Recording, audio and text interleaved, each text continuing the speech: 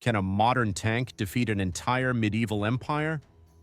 Today, hundreds of medieval warriors armed with spears, bows, swords, and cannons will face one of the most powerful weapons ever created, a modern main battle tank. But there's one major problem. The medieval empire has absolutely no idea what they're about to fight. When scouts first spot the strange metal beast, panic spreads across the kingdom. Some believe it's a monster, others think it's a machine sent by the gods.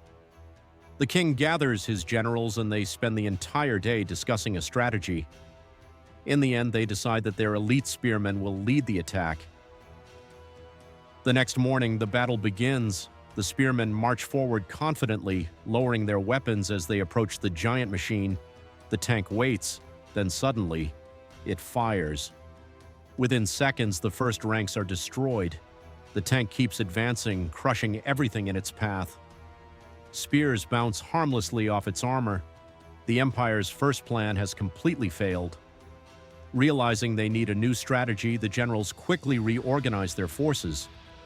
This time they divide their army into 3 groups: spearmen, archers, and swordsmen. The second battle begins. This time, the spearmen once again form the first line of attack. Their mission is simple: keep the metal beast occupied for as long as possible. The tank advances and the clash begins.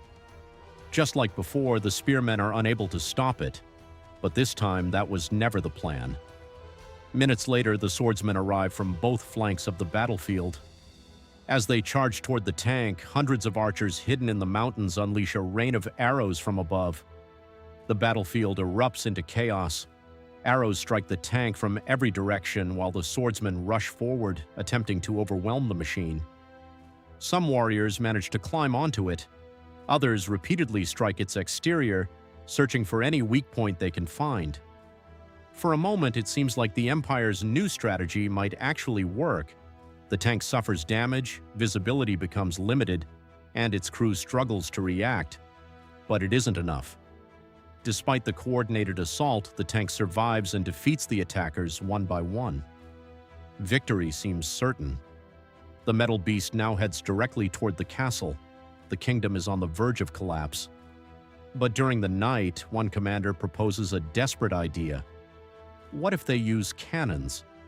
The Empire gathers every cannon it possesses and places them on the castle walls. It is their final chance.